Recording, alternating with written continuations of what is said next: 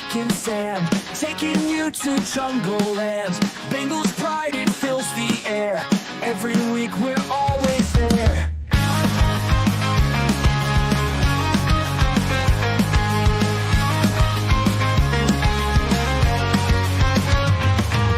Touchdowns, tackles, all the plays. Bengals roaring every way.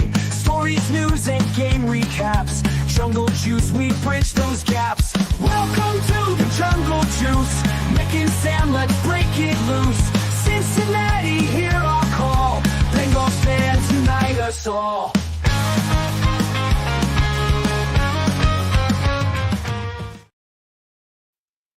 Welcome into the latest edition of the Jungle Juice podcast. I'm Sam Gormley. He's Mick Nelson. Mick, happy late Wednesday. It's actually kind of cold now out, and I don't like it.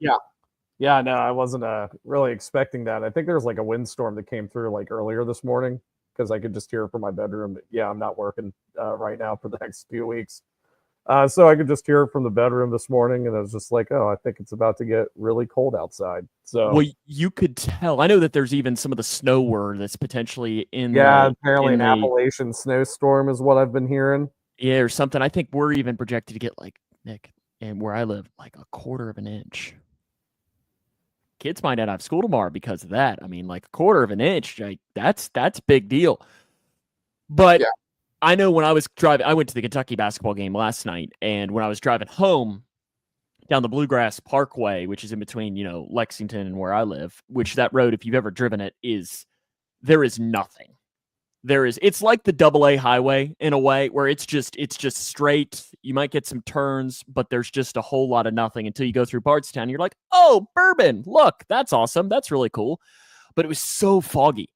Like there were moments where you could barely see right in front of you. And I'm like, thankfully I know this road, because if I didn't, I'd be a little bit concerned with where we're at. But I guess we've gone enough off topic about the weather. We've done our obligatory old man chat right about the weather. So now I guess we got to talk about the other thing that everyone's grouchy about, and that's Cincinnati Bengals, right? Or should we just make this an hour-long podcast about the weather? Is that good with you? Maybe. Yeah, let's just make this like what's something that's good going on right now that we can just talk about. The Reds signed their qualifying offer to Nick Martinez. Yeah, that doesn't hit right. I mean, Mark Pope in UK is looking pretty good. 4-0. Kentucky's 4-0. Marshall might be playing for the Sun Belt Championship, right? Did you get a look at the little reel of him in the huddle talking about how to like defend people's flag on that one play? Oh yeah. I watched the entire video, about 15 minutes long, of him coaching. Do you think Cal would have told his team to do that? Do you think that would have been in Cal's positive? Why are you're trying to back end this into something positive and bring me up to John Calipari? UK's got like an actual like coach and not like a recruiter. You know, and not to shit on John Calipari too much. I mean, he brought you guys a title and multiple Final Four appearances.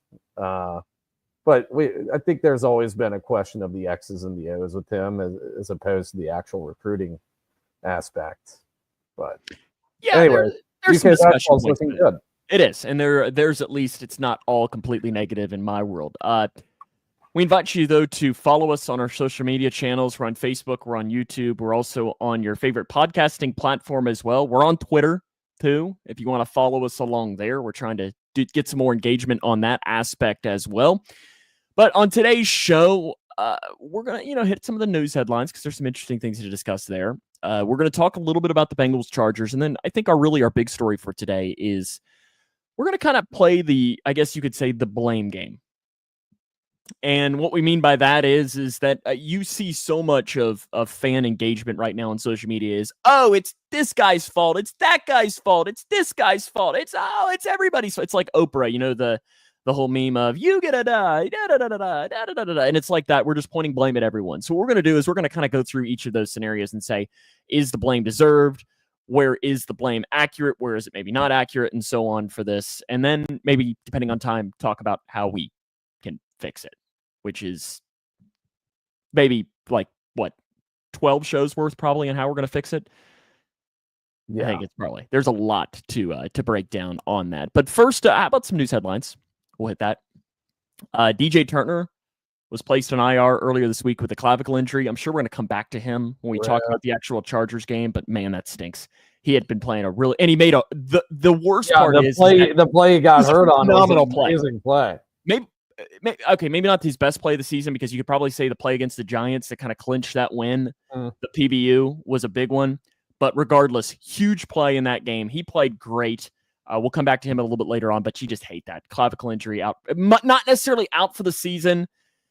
Zach Taylor is holding out hope. Maybe they could get him back for like one of those last games of the season. But that almost, you could tell in his tone, was like, if we make the playoffs, maybe he'd be back, but probably not. And that just stinks, because that's like the one position that the Bengals probably couldn't afford another injury. Except maybe tackle, offensive tackle. That'd probably I'd say the season's more or less. I mean, I know we haven't lost the 8th game yet, but I think the season's more or less done to begin, anyways here. But I mean, even if they were one to make a run, this was the last position group to have an injury on, was the cornerback room. So it sucks for DJ Turner. I agree with you. I think he's played pretty good ball this season. It sucks that your two corners that have actually shown a lot of growth and improvement are the ones that end up having season-ending injuries. They can't get a full season of work in. So that just kind of stinks for DJ Turner, and hopefully he has a really speedy recovery. Good news is that Josh Newton came in, played pretty well. We'll come back. Let's come back to that here in a second. Let's hit a couple of the other headlines here really quick too. Bengals acquire Marco Wilson on waivers. Former Florida Gator. He is. 4th round pick by the Cardinals in 2021. You mentioned one of his famous things that he's known for, and that was the infamous shoe throw. I don't know if that's what you were leading into with the Florida Gators. There's the GIF. So there is a moment, and it was funny because it was a fog game. And what had happened is that I don't even remember who Florida was playing, but the player he tackled shoe came off. And what he did is he picked up the guy's shoe and threw it to the other end of the field and got called for like an unsportsmanlike conduct penalty or something along the lines of that. He is also famous for, do you know the famous GIF of Andy Dalton when he's with the Saints? He throws the interception and he's like complaining, and in the background, they're jumping into the end zone. That was Marco Wilson. Marco Wilson who did that. Okay. So Marco Wilson's kind of a meme-worthy guy. 3 career interceptions. Got a meme on the team, isn't that great? Yes. That's 3 career interceptions. I mean, he's a body. Like he's a body. He's a body, and I don't really know that you're going to be expecting much more than that from him. Positive news: Big Willie Anderson is a Hall of Fame semifinalist. Hopefully he actually gets in this year. He's one of the top 25. You look at the list of offensive linemen that are finalists, he's probably the best guy on there. So because of that, you're probably thinking that this might be his chance, and I hope it is. Yeah, another well-deserved honor for Willie Anderson. Hopefully he gets in this time around. He was a really good offensive tackle for us back in the day, and that's probably an understatement. He's second best offensive tackle in franchise history, which he'd be the best tackle in franchise history for a lot of teams. So, fortunately for us, we had Anthony Munoz. So that's, big honor for Willie Anderson. Hopefully he gets in, and it's good to see him on there. And then the final piece of news, which is interesting. Last year, the NFL made the change that late in the season, they can flex games out of both Thursday night and Monday night football. So for one, the Bengals-Cowboys game cannot be flexed out on Monday night, for the hilarious reason of they've already done all the work for the Simpsons game, which is really funny that they've already done all the animation and the NFL can't back out now. So they're having to put Bengals-Cowboys on Monday Night Football. Then again, can they actually take the Cowboys off of primetime? You're still going to get a ton of viewership from the Cowboys fan base. I mean, that would be stupid for them to not. But it's still hilarious. But what is interesting is that a couple weeks later, Bengals-Browns Thursday Night Football has the opportunity to potentially be flexed out. That decision, though, would be made Thursday. So tomorrow, at least when we're recording this, would have to be this decision. So I went in and I looked and said, okay, let's see if are there any games that would make sense to potentially slot into that Thursday night football slot. So for one, I immediately took off 4 teams because the Bears, Vikings, Falcons, and Raiders all play on Monday. They're not going to make a team play Monday and Thursday. Like that's just not going to happen. So a couple of the games that are already that could be happening that week, and we'll just see should that be slotted into Thursday night. Patriots at Bills. I don't really know that that's that much better. Cardinals at Panthers. Titans at Colts. No. Rams at Jets. That one at least makes me go. I still no. Eagles at Commanders. Yes. Well, they already did one Thursday night game. Exactly. So they're probably not going to do another one. Can't imagine that they would make them play Thursday night twice. But the interesting thing with that is I thought they're playing on Sunday is Bucks Cowboys is Sunday night football. Could they be ballsy enough to take the Cowboys off Sunday night football and put in Eagles Commanders in that place? It's a better game, but again, the Cowboys draw when it comes to that. And then the one that would at least make somewhat sense, but again, it's a West Coast team traveling to an East Coast team, is 49ers at Dolphins. Yeah, still. I just don't think that that's getting flexed out. I don't think flexing a Thursday night game in general is a good idea. Like these games, especially these Thursday night games, should be set in stone throughout the entire season. Agreed. Because of the short rests you are getting from Sunday to Thursday. I mean, teams have to be prepared to do all that stuff way ahead of time. I imagine coaches are setting their schedules for the week, 4 short weeks like that, way out in advance, so they're ahead of the curve on that.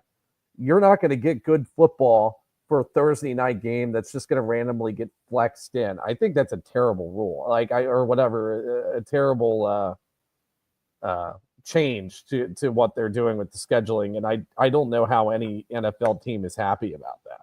Yeah, I agree completely. It would be great. I mean, it would suck for the fans because, Thursday night game kind of stinks for fans, but still, losing a primetime home game would stink. But for the Bengals itself, it would probably help out a lot because right now they're getting ready to play 3 games in 10 days in that stretch because they go Monday night, Sunday, Thursday. 2 of those are on the road. So that would probably be a decent thing if they could get out of that, but I don't think they will. I think the Bengals will play on Thursday night against the Browns. But again, that decision, if they decide that they want to flex, will come tomorrow. So I don't expect anything to change, but it still is at least a possibility to mention. Bengals played the Chargers on Sunday Night Football. It's almost like they're toying with us at this point. It's almost like they're just saying, how can we just do this how else can we destroy the hearts and the hopes of our fan base? Because we're trying to find every last way. Because the first half was bad. It was just about as bad of a half the Cincinnati Bengals have played. I don't even know. I think it's the worst, and it reminded me a lot of the game against the Buccaneers in 2022 where the whole team came out. Whole team came out flat in the first half, and then they just steamrolled the second half, except we had a really good run in the second half of this game, but it wasn't enough to just completely take over the game like they did against the Buccaneers in 2022.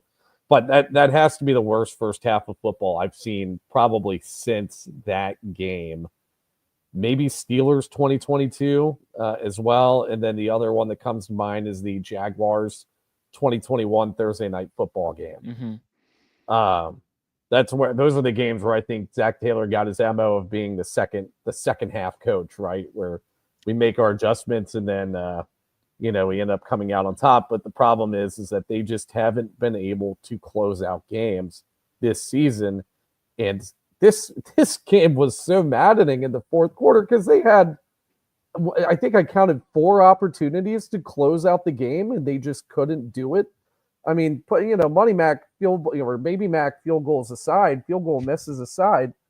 They just couldn't. You can't be just doing field goal attempts for 50 yards if you know that your kicker is it has a case of the yips, and I'm not putting too much blame on the Zach Taylor, because I think the play calling for those series of downs where they just couldn't convert at like the 30 to 35 yard line wasn't terrible. I mean, you put the game in Joe Burrow's hands, and just things just didn't work out, which just, it sucks. But I mean, you had 4 opportunities in the fourth quarter to close out this game, and he could not do it. Herbert was missing passes in the fourth quarter for most of the fourth quarter. He was off his game.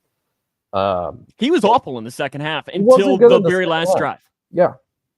And really, the last drive, I mean, Ladd McConkey was so wide open, even I probably could have made that throw. Like, it going over the middle on that. So it was I'm not even frustrating or disappointing was more. I think it was like if you could just mesh frustrated and disappointment into one feeling, that's how I felt coming out of it. Yeah. Because I mean, like, what I liked about it is I mean, the answer. They very well could have just folded and said, you know what, we got a 3-hour flight home, or longer than that, probably 4-hour flight home. 5-hour flight. 5 hour. Yeah, we got a long flight home. It's late. Nah, let's just roll over. Let's take our beating, and we'll, oh, wait, that's right. The bye week's coming up. Let's just start our bye week a little bit early, and let's just rest and let's roll in. They didn't do that. They came out there. The defense looked night and day. Now, Herbert didn't help. I mean, Herbert helped with that by not playing very well. But I loved the fight that we saw in the second half, that they didn't just lay down and say, come on, bring it on. Yeah. No, I mean, I thought the defense played okay in the second half. I think a lot of it was more Herbert error than it was the defense actually coming through. Now, if we talk, I guess we'll go into some good things here, right? Mm-hmm. I mean, I think coverage from 2 players in particular, I think we're pretty damn good. And I mean, that was DJ Turner, RIP. To his season. He's alive. Well, RIP to his season. I mean, to 2024, TJ Turner. But he played really well, I think. Three pass breakups, gave up 3 receptions on six targets for 49 yards. Went out like a champ on the pass breakup where he broke his shoulder. That sucked. But he played really well, and I think he might be a future cornerstone piece of the franchise, which I know we said that about Cam Taylor-Britt, and look where he's at right now. But I'm thoroughly impressed with the improvement I've seen in DJ Turner this season, and it sucks not to see him again. We won't see him again this year. Josh Newton, great game. 3 receptions on 6 targets, 47 yards, 2 pass breakups. The one on third down in the third quarter, it was on like a go ball that Quentin Johnson phenomenal was running, play. Phenomenal body play. Extension, pass breakup. It was amazing. So yeah, those are 2 players I want to give a shout out to in coverage, because everybody else in coverage was pretty bad. You ready for your stat here, Mick? Here's a stat for you. You mentioned DJ Turner and Josh Newton. They combined for how many PBUs was it? It was 6. 5 or 5. 5. You're right. 5. Sorry, I'm reading wrong. Cam Taylor-Britt all season has 6 pass breakups. How many touchdowns does Cam Taylor-Britt have? 9. 9. Oh, Jesus, 9? Yes. Oh. Yeah. Yes. Oh, geez. So, yeah, there you go. That's showing, just for one. Oh, 2 of them were on Sunday, by the way. Correct. Yeah, those were the only 2 catches I believe he allowed in the game. Yeah. Not good. Let's come back to that. We're talking positive right now. We're talking positive. Okay, let's come back. We'll come back to that. But yeah, Cam Taylor-Britt all season, 6 pass breakups. DJ Turner and Josh Newton combined for 5 on Sunday, which is enough being said. Yeah. Offensively, I think we definitely got to give a shout out to T. Higgins. Great 9 game. catches, 148 and a touchdown. It's amazing what he does for this offense. Yeah, no, I love short yardage T more than anything at this point, and I know he's still really good at high pointing the ball, on deep targets and whatnot. But the guy in short yardage situations has been money this season, and I think that largely continued today. I mean, he's been the third down target. He's been that tight end security blanket type of player. I like that they've incorporated him into the slot, kind of taking that Gesicki rule or whatever on third downs or on some pass sets. But yeah, I thought he was incredible in this game. Another guy on offense that I really liked with it is Chase Brown, especially receiving the ball. And I got a stat for you. Got a stat for you here, Mick. So Chase Brown, 5 catches for 57 yards. On those 5 catches, according to PFF, he forced 4 missed tackles. Yeah. Joe Mixon. Joe Mixon has forced 5 all season. On reception? On 18 catches. Okay. So it's just showing, and I know I just keep, I don't really want to be on the anti-Joe Mixon train, but it's showing that, listen, and I said this in a group chat last night. I said, one side doesn't have to win a breakup when it comes to Joe Mixon. Both sides can be better off when you break up. That's okay. And both sides are better off without each other. Joe Mixon's having a great year with Houston. Chase Brown's having a great year with the Bengals. Both things can be okay. Now, the one thing that Joe Mixon was really good at that we're seeing the major difference from Chase Brown, and I fully admit it, is fumbling. But Chase Brown is a lot more explosive. He forces more missed tackles, and you're just seeing more of that each and every week. So I think that a breakup can be a good thing for both sides, and this is the epitome of just that. Yeah. Just to get back to the point of the missed tackles, do you know how many of them were on the catch and run on that one play that Joe Burrow, the amazing Joe Burrow play? Because there had to been at least 2 on that one. Probably, yeah. So I don't know how inflated that stat would have been because of that one particular play. But I mean, the point still stands. I mean, that Chase Brown has been a lot more electric than, what we've seen Joe Mixon to be for the past couple of years. And I thought he ran pretty well, pretty good as well. And aside from the receiving game, I mean, he ran 22 times for 86 yards, 3.9 yards per carry. It's not, crazy great statistic, running the football, but he was always keeping the offense on schedule. It felt like in that game, he didn't have many negative runs. No, I think he might have had 2 or 3 negative runs, but one of them, Chris Collinsworth pointed out, that Chase Brown just straight up missed the hole on one of the plays, and it was kind of crucial. But 27 yards came on a breakaway run. It was crucial for them to get their first touchdown either their first touchdown of the game in the third quarter. So yeah, I thought Chase Brown played pretty well. Props to Burrow again. I mean, it's I think we sound like broken records when we talk about Burrow, but he played phenomenal yet again. 28 of 50. Completion percentage 56%. That's not great, but 3 touchdowns, 0 interceptions, 4 big time throws, 1 turnover worthy play. He was throwing the ball down the field. His average depth of target was 11.9 yards. How much of that was inflated by the deep pass to T. Higgins on 4th down? I don't know, but still great game from Joe Burrow.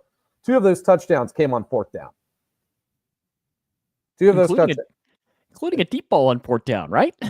It worked. Yep. It worked. No, the deep ball was great. And I mean, like Payne says here, running in, he's the MVP if they're 7-4. I think he's up there. He's probably top 2 with Lamar right now. Josh Allen. I still don't think Josh Allen's anywhere close. He will by name recognition. Yeah, he will by name recognition. He'll probably pop his name in there, especially if the Bills keep winning. Because, I mean, at the same time, you could say, who the hell are Josh Allen's wide receivers? We should stop letting journalists decide who gets the MVP. Hey, no. It's not any journalist that doesn't know. Who does Dan Orlovsky get an MVP vote? I doubt it. He's probably not a member of the Pro Football Writers Association.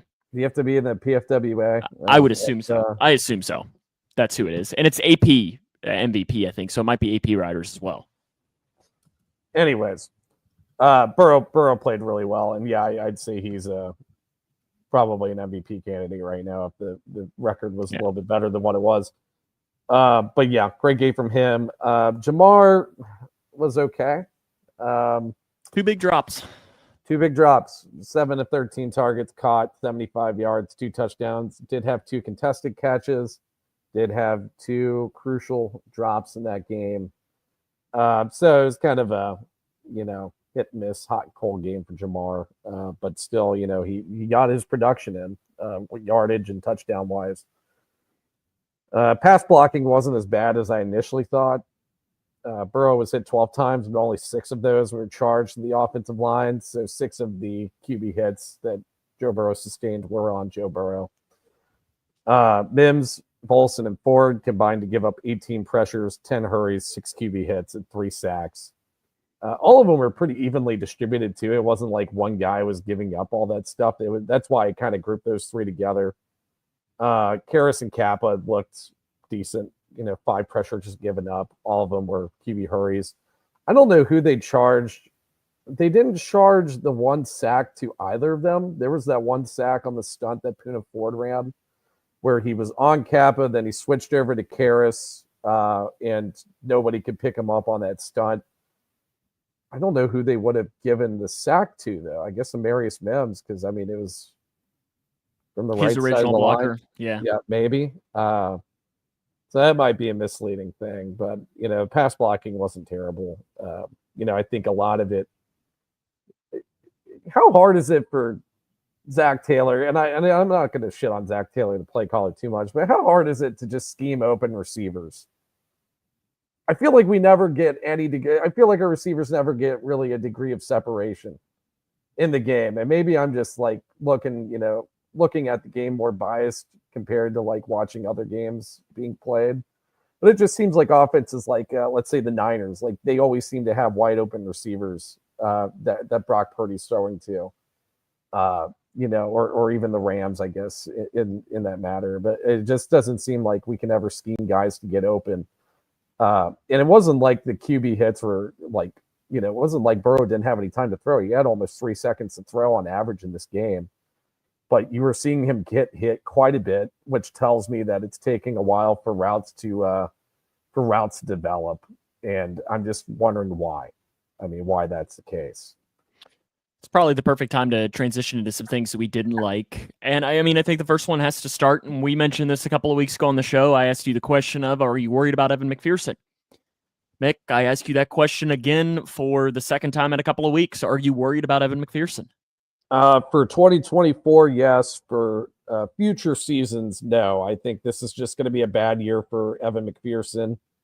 It already has been a bad year for him. I don't know how much of that's really going to get fixed without an offseason of just clearing your head mentally, and maybe getting more work in with Rico through a full offseason, a full training camp as the holder, and so forth. But yeah, I'm not too worried about Evan going forward. To give you a history on Evan, his 2022 wasn't that great. Now, I know he was hitting his 50-yard field goals with a little bit more regularity, but the guy missed 5 or 6 extra points in 2022. So it wasn't like he was on fire then. And then in 2023, I think he came back and had a really good year. And yeah, Payne says this.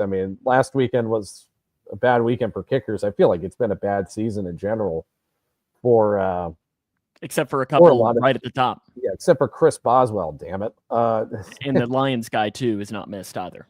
Who's the Lions guy? I can't even remember who he is. He's Patterson? Like 16 of 16. No, it's some rookie, I think. No. That is the Lions kicker. Here's some stats on Evan McPherson. Missed career high 6 field goals. His first 2 years in the NFL, from 50+, he was 17 of 19.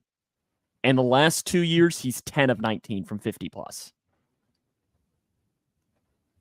So that is 21 points right there on the board. Now, 17 of 19 is probably unrealistic, considering from 50+, but still, right a little over 50%, you are expected to be a little bit better when it comes to that. Cam Taylor-Britt, we mentioned him a little bit. Yep. He allowed Mick a perfect passer rating. Again. For the 4th time this season.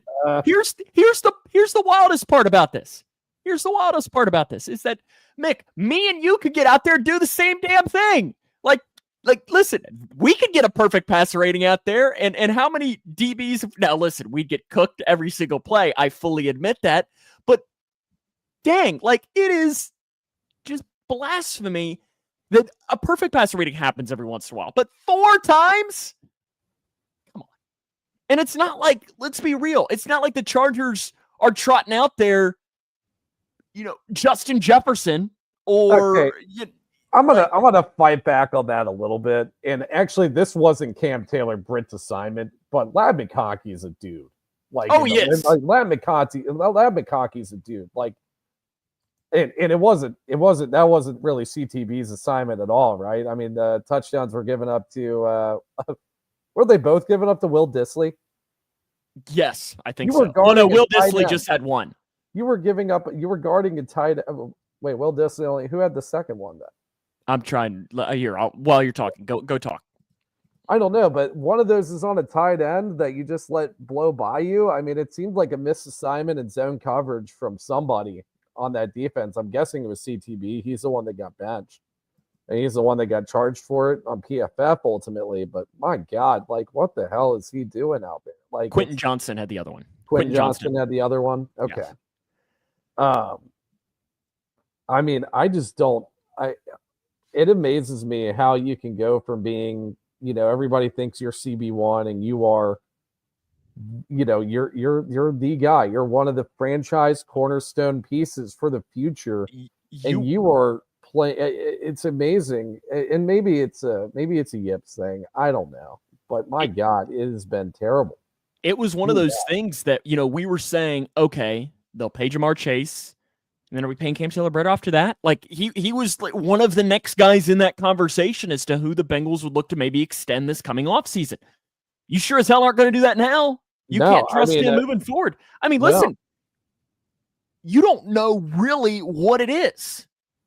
And I know Paul Dehner on his podcast, The Growler, he made an interesting point, and at least in his opinion when it came to it, that he thought that the worst thing that could have happened to Cam Taylor-Britt was that interception against Patrick Mahomes week 2. In pretty much saying that it was an incredible play and might have gotten a little bit too much in his head. Maybe. It was an interesting thing. And also, Paul probably isn't going to say something like that unless there's maybe a coach might have said, hey, or you know what I mean in saying this. So I'm wondering. Yeah, he's not just going to say shit just for it to stick, right? Like correct. There might be something there in saying that, or it very well could just be an opinion to it. It might be a little bit of a dramatic thing, Alex. Be a little dramatic saying to blow. Yeah, can we delete that comment so we don't have terrorist threats on our? We probably don't want that to happen, but hey, you know what? Whatever it is. Okay. Sorry, Alex. We're gonna have to delete these comments. Pass rush. Rush, Mick. Not great. Yeah, it was bad. That was pretty bad. Especially against, we mentioned this on last week's show, that they have 2 great tackles. But up the middle, they got me and you starting pretty much. Maybe not quite that bad, but they're not great up the middle. And there was a whole lot of nothing. What did we talk about this on our show last week? That the interior offensive line of the Chargers is bad. They got guys like Trey Pipkins, Zion Johnson. Those guys suck. And we couldn't do anything against them. You could tell BJ Hill was playing hurt. Only 1 pressure, 3.1 pass rush win rate against that interior offensive line. That's abysmal. Hubbard and Miles Murphy, I know they're not interior defensive linemen, but they did not generate a single pass rush win. Not in that. Let's throw pressures aside. They didn't even win a single one of their pass rushes. One of those guys is supposed to be your your year 2 first round breakout player, and he's out there not doing a damn thing, and it's crazy. So Trey was decent. Trey was okay. 3 pressures, 1 hurry, 1 sack, 1 hit, win rate of 13.5%. That's actually pretty bad for Trey standards, but it's best on the team still. And he was going up against left tackle. And it gets Rashawn Slater. That's another thing to kind of mention there.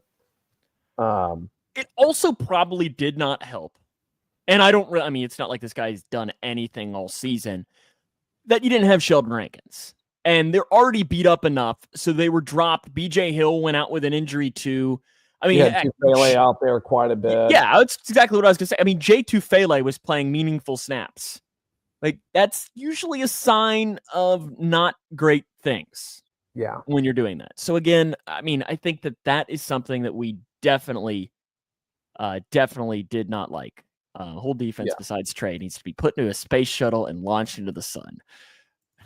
Run defense was really bad, I think, in this game. I think maybe the stats might have been inflated by the J.K. Dobbins touchdown at the end, but it wasn't like it was good really the whole game. Herbert's scrambling ability, my God. I mean, you lucked into that fumble. I cannot say Logan Wilson intentionally punched the ball out with his shin. Yeah, he did. Yeah, absolutely. You don't practice that? If you did, then that's a whole new art. That's what they do in Wyoming. That's what they do in Wyoming. Okay. But yeah, I mean, they gave up 155 yards rushing, 6.2 yards per carry, 2 touchdowns, both to J.K. Dobbins. They didn't have an answer for Herbert's scrambling ability other than the shin punch from Logan Wilson. It was the worst rated run defense game of the season, actually, via PFF. So wasn't great. Another bad, and I hate to be saying this because he's been playing really good this year, but Mike Hilton in coverage just did not have any answers for Ladd McConkey. I think he was the guy that was on Ladd McConkey most of the game, and it might just be more that Ladd McConkey is really good than it is Mike Hilton just isn't. We know Mike Hilton's really good. He's been arguably the best defensive player on the team, not named Trey Hendrickson this season. So, but it wasn't a great game for Mike Hilton. And really good game from Ladd. He had a chance to win it too. Yeah. Oh yeah, he did. 6. Yes, he did. And I thought it was very reminiscent of the Eli Apple play in the AFC Championship. Oh shit, yeah. And then the next play, Jesse Bates and Von Bell back it up. But next play or play after, I don't remember if there was a play in between, but they back it up and the Bengals ended up getting the ball there. So there we go. Any other negative, or do we want to start doing some blaming around? Because I've seen the comments. They want us to start blaming. Yeah, let's start blaming people. Let's start blaming people. We need like a fancy. Payne was asking, was Hubbard against Alt? I believe Hubbard was against Hubbard. Yeah, Hubbard and Murphy were both against Alt, I would assume. We don't have. So they've given me over here some like fancy music, and I didn't play any of them, so I don't know that we really want to start choosing a. Let's try. This one's called Dance Pop. Let's see if this is our blaming music. No, I don't like that. Okay. I was going to see if we had some music to start blaming people. Yes, Okay. So let's just start, and let's just, in really no particular order, Mick, let's just kind of break down some aspects to blame for the Bengals being 4-7. And let's start with, for me at least, I think is probably where I head to the top of my list in blaming, and that is the front office. For me, you look at it this way. You replace DJ Reader with Sheldon Rankins and some rookies. Now, DJ Reader is not really having a great season in Detroit. He's grading PFF-wise, it's the worst graded season of his career in run defense and overall grading. So that might be a little bit of it, but you really didn't try at all to replace the void that he left, and that was run defense. Because Sheldon Rankins, and we talked about this when the signing happened, Mick, that's not his strength at all. Yeah. He's a pass rusher that only is good against the Bengals. And other than that, he's not. Then you continue it, front office. What's another thing that we talked about that the Bengals probably needed on the back end of that defense? Was a veteran corner. Yeah. Nope. We're good. And now we're going to be playing Marco Wilson, probably to get some snaps at corner for the Bengals. They really did not do anything to attempt to really improve the pass rush. You were putting your faith into Myles Murphy is going to make a second-year jump. Yeah. It is, to me, the front office is where we have to start with a lot of blame, and that's Duke Tobin and his staff. Yeah, and I'm not gonna just go with the offseason moves that they did or they didn't make. I mean, I can understand that maybe, with the pass rush situation, you're expecting Myles Murphy to make that jump. You drafted him in the first round for a reason. He was tabbed as a first round draft talent for a reason. And then the interior defensive line. I mean, I know that Sheldon Rankins is a clear downgrade from DJ Reader. And it was a move that didn't make a lot of sense considering the Bengals like to go younger in free agency, like to get guys off of their first contract and, off of their rookie contract going into their first extension and then going on from there. And Sheldon Rankins did not fit that mold of that type of player. If you're going to do that, why not just bring DJ Reader back in that situation? But also, I'm not sure what the difference in guarantees were between what they gave Rankins and what the Lions gave Reader. But we talked about this during the offseason. The interior defensive line market and free agency and quite frankly, the draft, especially at the nose tackle position, was pretty barren this past offseason. So it was a worry of mine then, and I think it was a pretty valid worry. How they were going to be able to fill that void that DJ Reader had, and unfortunately, they haven't been able to do it. They did draft McKinley Jackson, which I think he could be a decent depth piece on a defensive line, but he's not a. I don't think he's a starter. Joe Goodberry, I think, had a really good player comparison for him today. Pat Sims. I was gonna say that. I was like, and you know what? If he's Pat Sims, then okay. Even like Andrew Billings. I mean, that's another one that I could think of. I did too. It where was I seeing this? It popped up I was looking when I was making our graphic for today's episode, Mick. I had a picture of Duke Tobin. So I had to find one, and I found a Reddit piece, a post on Reddit from 9 years ago. So I think this was the 2016 draft.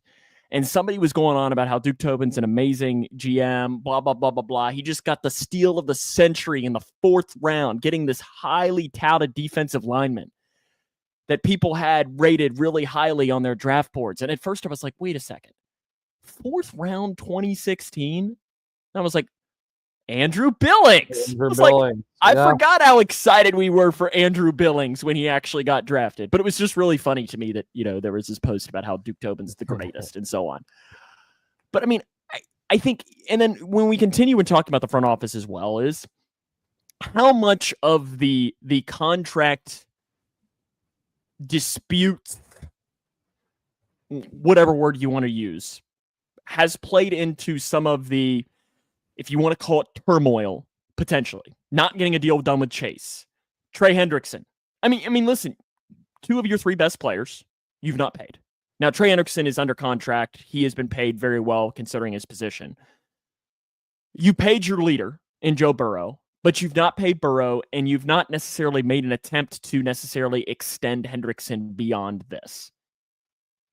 And that has to potentially fall on the front office as well. Now, that falls on the front office, 100%. I mean, that really brings team morale down when the guys that are signing you to contracts and are paying you are undervaluing you, and they're not making amends for it. Now, the Jamar situation, I think, was a tough one. And I don't know the financials of the Cincinnati Bengals, but we know that they are one of the poor teams in the NFL.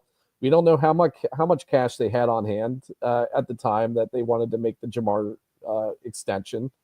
And we all know that you need to have liquid hard cash sitting in an escrow account for guarantees in the player contract. And and that might be something that was holding up the Jamar thing. But the Trey Hendrickson situation, I mean, you're stuck between a rock and a hard place with that one, because on one hand, you have Trey Hendrickson, the guy who has been an absolute world beater for the past 4 years, has been by far your best defensive player, has been your only source of pass rush pretty much for at least the past year or so. But on the other hand, this guy is turning 30. You guys, the Bengals learned the hard way from extending players the second time around, and Geno Atkins and Carlos Dunlap back, especially defensive linemen. Yes. I mean, those are the 2 that happened. Father time comes for us all. Yes, and I mean, Trey Hendrickson has shown no sign of slowing down. If anything else, he showed no sign of regression. But what happens when that ends up happening is that everybody's going to be pissed off that they signed him to an extension. After once he hit the age of 30. I mean, that cliff is closer to Trey Hendrickson than it is farther away at this point. I mean, it's getting closer every year, and it's it's a tough position for the front office to be in, and you drafted guys like Myles Murphy, and that's where we want to start transitioning this whole blame from the front office over to the coaching staff a little bit, because this coaching staff has failed to develop their rookies over the past few years, especially on the defensive line. I mean, Myles Murphy has not done jack squat since coming into the league, and it's not like he's just, he's playing well, but he's not getting the opportunities. The guy is just not playing well. Let's be real. Since let's take all of the defensive linemen that the Bengals have on their team right now and say when they came into the office in Cincinnati to where they are today. I don't know that you say Trey Hendrickson got better. He's been really good since, but let's just say he got better. Other than that, is there a single player that you can definitively say they have gotten better, especially in these last 2 years? Maybe Sam Hubbard, I think, had a more complete game, maybe towards the probably 2021, 2022, but he's just shown a clear regression, and we don't know if that is just he's been injuries adding up. Injuries, yeah. Yep. It's probably injuries adding up. Joseph Osai, has he gotten better? I think he's probably stayed about the same. But there's not an obvious, wow, they turned that 4th round pass rusher into Trey Hendrickson. Trey Hendrickson was picked in the 4th round, right? 4th? 3rd, late 3rd, I think. Okay. So yeah, he was predicted, he was pretty much a day 3 guy, early day 3, late day 2, something like that. And he's turned into being one of the best pass rushers. Yes, he was selected in the 3rd round of the 17 draft. Yeah, 3rd round, pick 103. So late 3rd round. Okay, Riley's right. BJ Hill did get better once there he you go. Came onto the Bengals. There you go. But it's just not been a lot. They haven't spent a lot, I don't think, on trying to better the defensive line. I mean, I know you have one first-round pick, but, I mean, Zach Taylor's been in control of this team for 6 years. So, I mean, you've got how many early-round draft picks? No, I'm talking rounds 1 and 2. You've drafted, I think, 2 guys for the defensive line. Chris Jenkins and Myles Murphy. So, I mean, maybe that is a front office thing, too, where they just haven't prioritized defensive line in the first 2 rounds. Also, I mean, kind of, moot point here, but kind of sucks when you're selecting picks, 28 and 31, you might not be selecting guys that are as good as, towards the middle of the pack or, in the top 10 or whatever, which they might be drafted in. They probably won't be drafting top 10 this year, but. No, they're drafting 32nd. They're not, you're not getting Nick Bosa at pick 28. And I'm just thinking of a top 5. To be sure, you did get TJ Watt at pick number 30. So you did. You did. So you can find guys like that later in the round. But another guy, Charles Burks, he is the secondary, the corners coach. No, I think DJ Turner has gotten better. Cam Taylor-Britt's taken a step back. So read into that how you want. But I think as a whole, let's take the defense. Let's take an even further step back. Let's go Lou Anarumo. Some statistics for you here, Mick. PFF defensive grades, just a defensive unit as a whole for PFF. This year for the Bengals, 64.0. Last year, 67.9. 2022, 75.7. 2021, 67.0. 2020, 60.2.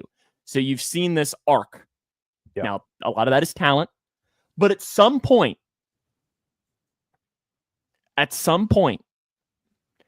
they're just going to have to make a decision because if we're being honest, Mick, other than shutting down Patrick Mahomes and having 2 good playoff runs, is Lou Anarumo really that good of a defensive coordinator? I think when he has the talent that he needs, yes. But that's the thing. He's got to have the talent that he needs. I mean, let's just look, and I heard a lot of people talking about this with the Chargers. The Chargers defense does not have many guys on that defense that are that would be classified in the top echelon of their position. I guess you could say Khalil Mack. But even then, Khalil Mack is 39 years old almost, or not that old, but he's getting up there. And yet they're finding a way to put it together. Because that's what I think is going to happen this offseason. Zac Taylor, barring something drastic happening, and we can get to Zach here in a second, is not going to get fired. But my assumption is that they're going to say, okay, you're going to have to make some changes. And I think Lou will probably be a scapegoat. Marion Hobby will probably be a scapegoat. And then another guy that I'm stunned when we're talking about development of drafted players that it's taken you this long to mention, Mick. Troy Walters. No, I'm kidding. Yeah. Your boy, your favorite person on planet Earth, Frank Pollock. Yeah. I'm letting you take Frank Pollock. I'm letting you take Frank Pollock because I know you're in his fan club, aren't you? Yeah. I mean, at this point, I really don't know how much of the offensive line's because I think I've seen a decent improvement from the offensive line this year compared to other years. And if we're actually talking about, the slopes year after year in the Zac Taylor era, Frank Pollock's slope might actually be trending upwards just ever so slightly. I mean, but they're still having bottom half of the league graded units on the offensive line. I don't know how much of it's Frank Pollock. I don't know how much of it is Zac Taylor's game plan. I don't know how much of it's really just Joe Burrow and the way that he plays the quarterback position. I think it's probably a mixture of all three of them. But long story short, I mean, the offensive line should be better than what it is. Now, if Orlando Brown Jr. has played at all over the past 3 or 4 weeks, are we talking about this differently? There's a good chance we are. But yeah, I mean, I don't know. You're saying, that there are going to be other scapegoats that aren't Zach in this situation. But this is where I think Zach might actually be on the hot seat. One, you've had 2 disappointing seasons in a row. Now, I know last year was, Joe Burrow got hurt, but before then, it was still kind of a disappointing season. I mean, you were 1-3, you were reeling, and then Joe Burrow got healthy, and then things were kind of looking up, but then poof, the season went away. This season's been a downright disappointment as a whole, and I'm kind of worried about. I feel like we're not seeing the same leader on the field of Joe Burrow that we've seen in prior years. This season, it just seems like he's kind of dejected. He's kind of fed up with everything that's going on. It just seems like he's kind of lost his love right now for the team, for the maybe not for the game, but just for everything right now. And I don't want to speculate too much, but you got to wonder if there's like a strained relationship between those two. And let's come back to Joe here in a second because there's something I want to say. I want to talk while we were talking about Zach, and then let's go to Joe. Because with Zach here, I mean, you're thinking about it this way. What is Zac Taylor's background? Offense. Mm-hmm. Offense, one of the best offensive in the NFL right now. It's been good, but they also have not been able to close out games. Yeah, that's a fair point. Yeah. That's a fair point. And that is where the question is, and to kind of tie it in with Joe Burrow, is what I think will happen, with this is, and I mean, like Richard writes in here, can't be a head coach, offensive coordinator, can't call plays and be a good head coach. Who's the coach that's won the last 2 Super Bowls? Nick? I think he calls plays too. Oh, he calls the best plays. Yes. And Robert says, I don't think Dan Pitcher's a good choice for offensive coordinator. I just don't know. You can make the argument that they have not been closing out games. Well, that is a safe thing on the offensive side of the ball and 100% accurate. But I mean, the offense has not been the problem. It's not been. I mean, look at those stats. The Bengals have scored 30 points how many times this year? More often than not. Yeah, and they're not winning those games. It's just like this. But I think what will happen here is they're going to sit down and they're going to ask Joe Burrow, and it'll probably in a lot of ways be Joe Burrow's decision when it comes to Zac Taylor. It will. No, it will 100%. I mean, he's the one that you're paying all the money to. He's the only one that matters.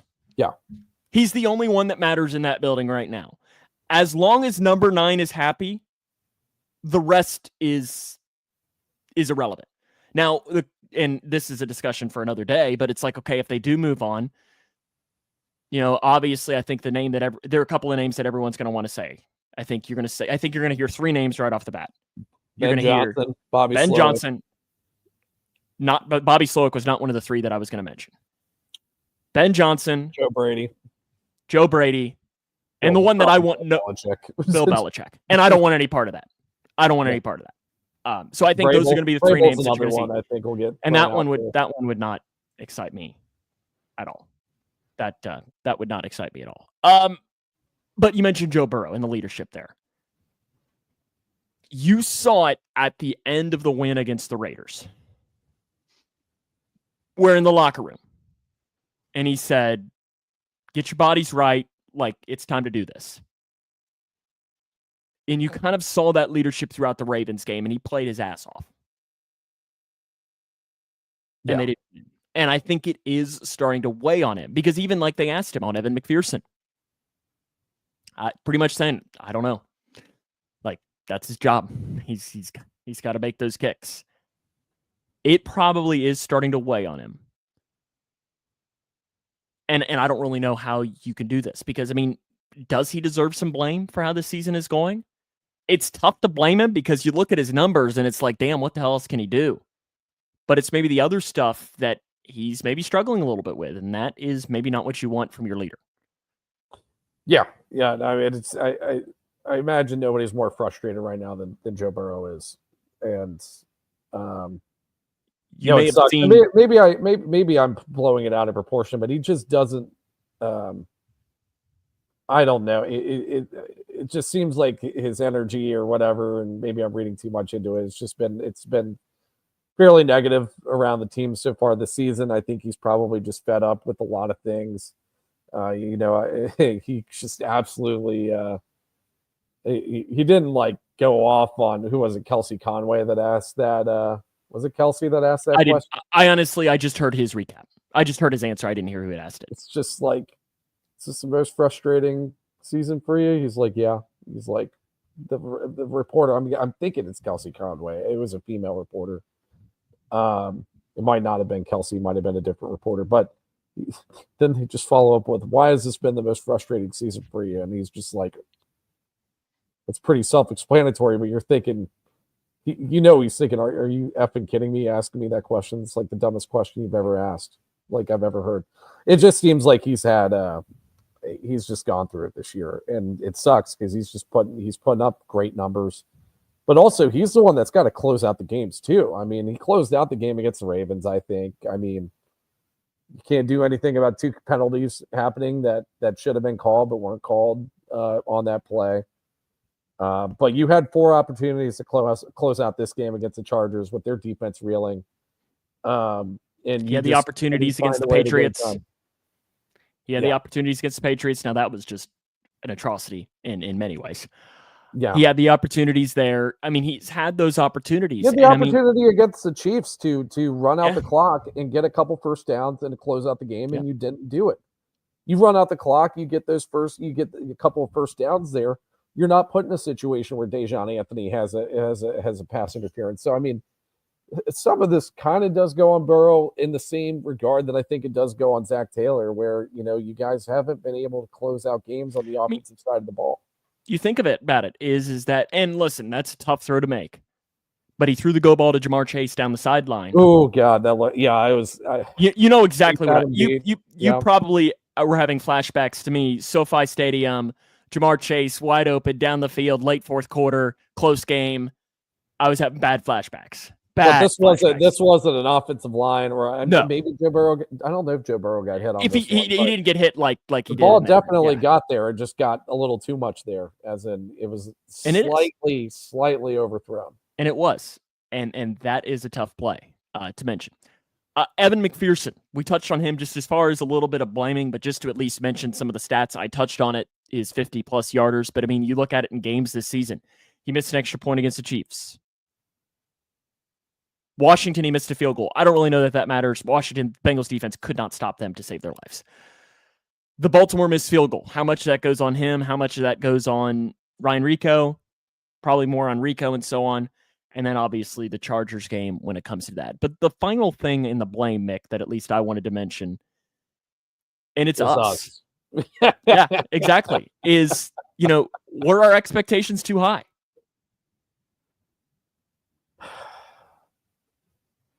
I mean, I think, and I'm not going to throw us into this because I think our expectations were somewhat reasonable. And I think we're because saying we predicted 10-7, right? 10-7 collectively us, not me and you. We're not taking the blame for everybody, right? Or are you No. willing to do that? Okay. No, I think a lot of fans are expecting us, just because Joe Burrow was back for a whole season, like, oh, we're still going to go 13-4, 12-5, win the division, and make a playoff run, right? And I think you and I are both very skeptical coming into the season about how the defense was going to play. With who I thought was our best defensive player, DJ Reader, out the door. You didn't really have a viable solution for replacing him. But then again, like you saw that, the safety room was supposed to get back to where it was with Von Bell coming back, with Geno Stone being acquired from the Ravens after having the year that he had last year in Baltimore. You thought Cam Taylor-Britt was going to take that? Yep. I mean, you look at it right here, Mick. I have my sticky note of my bold predictions. Cam Taylor-Britt will be the first Bengal with 8+ interceptions since Reggie Nelson. That was a great prediction by me. One. Yeah, a really good one. I think he's maybe should have had the second one. No, he should have had the second one. It has been. It is just, you thought, okay, you've got a really good pass rusher, Myles Murphy. Year 2 jump. You're thinking that this will be the year that's doing this. And almost all of the things that, if you wanted to be an optimist about the Bengals, especially when it comes to the defense, yet I don't know that any of those optimistic takes have hit. No, none of them have. And we don't know what it is. Okay, is it a scouting issue, or is it a development issue? Is it maybe the one that did hit was Dax Hill will be a decent corner. Dax Hill, okay. Yeah, Dax Hill. There's the one thing that hit. And DJ Turner showed improvement, but we didn't really take a stance on that one. We thought he was kind of toast. It has been just, and that's where I think is it on us for having unrealistic expectations? And I think as a whole, no. Because, I mean, let's look at the team. I mean, you lost to the freaking Patriots week 1 at home. Yeah. At home. Now, listen, the Commanders at the time we thought was a bad loss. That's actually not really that bad of a loss, obviously. Yeah, but still, they're playing really, really well this year. Jaden Daniels, really freaking good. Panthers, that game close to getting that. I mean, they won, but there were at least some moments in there where we said, okay, like, what are we doing here? Ravens at home. That's a game. You're up 10 twice against them. You got to find a way to win the game. Yeah. It is these expectations where I don't think are that unrealistic, and they're just not finding a way to close the door. And there's a lot of blame to go around. And I really don't think, if you're looking at the pie, I know Duke Tobin loves talking about pie. Which slice of pie is biggest when it comes to blame for you? I mean, I got to go with the coaching staff. I mean, see, I think it's the front. I don't think the front office has helped by any means, but I think this was a tough free agency class to try and find some long-term solutions, and I think that's why they signed a lot of those guys to the contracts that they did. The good news is for the front office, and this is why I won't give them too much blame. Maybe they deserve more blame for this year, but they have put themselves in a position to quickly get themselves out of this rut going forward. I mean, a lot of these contracts they can get out of after this year. I mean, Sheldon Rankins they can get out of after this year. Geno Stone they can get out of after this year. Sam Hubbard, same deal, even though he wasn't signed this past offseason.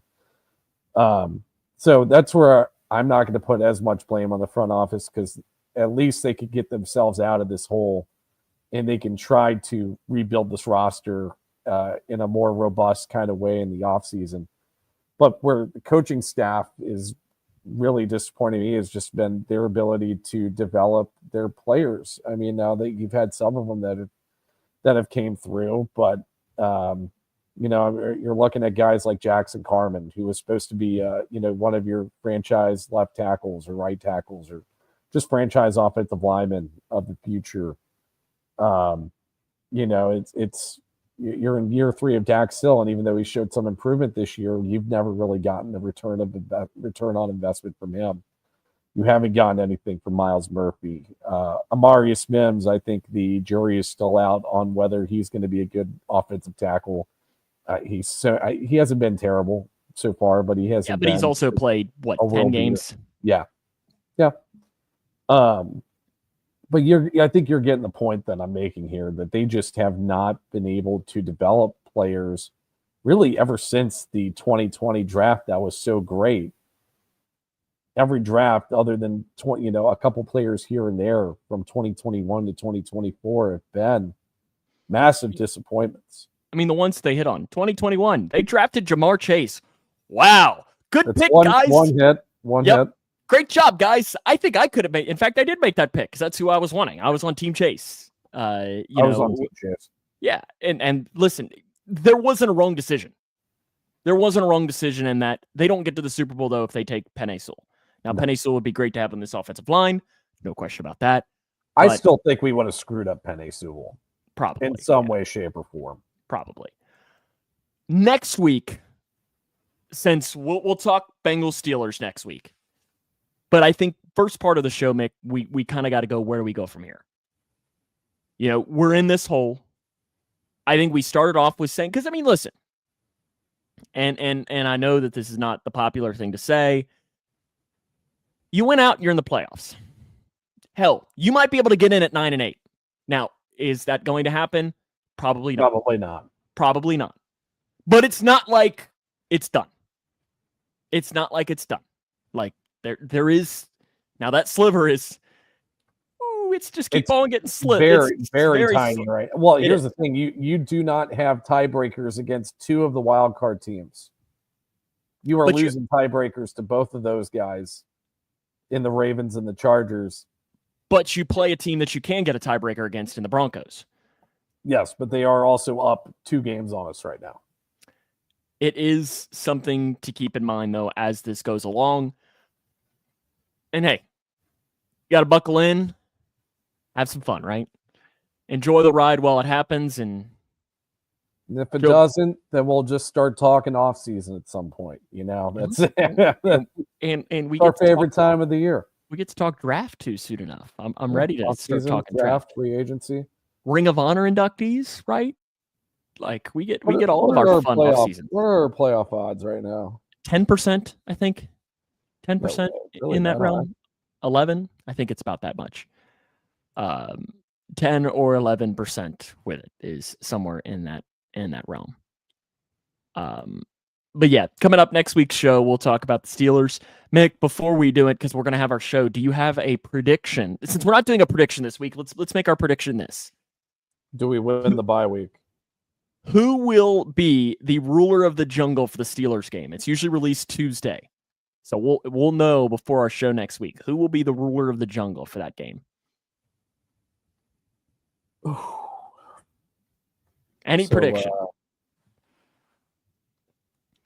Trying to think here because I didn't put any thought into this whatsoever. I saw somebody recommend it. This would be phenomenal. Is Vontaze? Like that would be so good. That would be. It's not going to happen. Like I can't imagine them trotting Vontaze out there. But my goodness, would that be awesome? Oh, that would be. I think he still lives around here too. Probably. Like if he still lives around here. You're telling me that's a crowd. I mean, I'd choose. We had Pac-Man. We had Pac-Man recently. He's done it once, I think. He just got like arrested. I think like a week or 2 ago. So maybe not Pac-Man. Dre Kirkpatrick. Yeah, Dre Kirkpatrick. What about Geno? We haven't seen a Geno ruler of the jungle yet. Yeah, I don't think that's Geno's thing. Well, Dunlap won't do it until Zach Taylor's gone. I'm going to say Dre Kirkpatrick. There we go. That's my prediction. Dre Kirkpatrick. Oh, yeah. I don't know how I feel about that. Come on. You got to give us a name here of a Bengals legend from the past. Jordan Shipley. There we go. Dane Sanzenbacher. And Jordan Shipley out there to do the Ring of Honor with Dan Herron as well. Boom. Boom Herron. There you go. Next week, where are we going to go from here? Are you ever going to get your boy Jeremy to do it? Here's my prediction, Riley. Big Whit will be Thursday Night Football. Big Whit and Fitzpatrick will be Thursday Night Football against the Browns. I don't think they're going to ask Big Whit to do it, especially considering the interview that Big Whit had. I bet he does. Crashing the front office. I bet he does. Which that interview, too, was from like 2 years ago.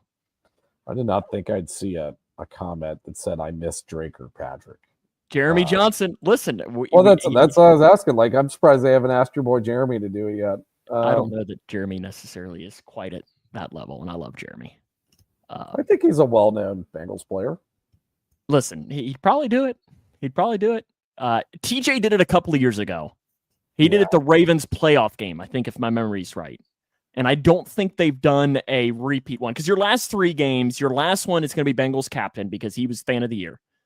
And I think you're going to get Big Whit or Fitz for Thursday Night Football. So this is the one that I haven't been able to figure out. Like Reggie Nelson, maybe. That's another. There you go. There's another one that I'm going to tell you off air that I just imagining. Oh wait, what about OG Stank? OG Stank hasn't done it yet.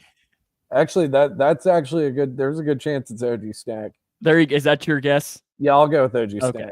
The mailman, right? Yeah, the mailman. We'll be back next week. Make sure to follow us on our social media channels. We're on Facebook. We're on YouTube. We're also on Twitter. Subscribe to us on your favorite podcasting platform. Give us a 5-star rating there as well. Nick, any parting thoughts? No, not really. Enjoy watching football without the Bengals in it. I know I always like, having those days where I can just sit back and not really care, gamble on games and watch some red zone. So hope you guys get a chance to do that on Sunday if you're traveling for the holiday. In the coming days, drive safely. Hope you have a great time with your families. And yeah, that's about it. So we'll see you next week for next week's edition of Jungle Juice. And on that note, Hoo Day.